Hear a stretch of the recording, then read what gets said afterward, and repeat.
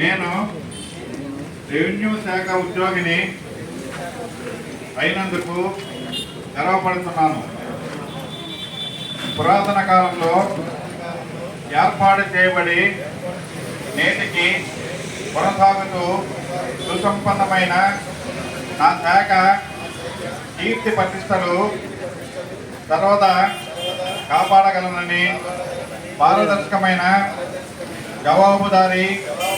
పరిపాలనను అందించడంలో తోడ్పడగలనని, నా విధులను బాధ్యతలను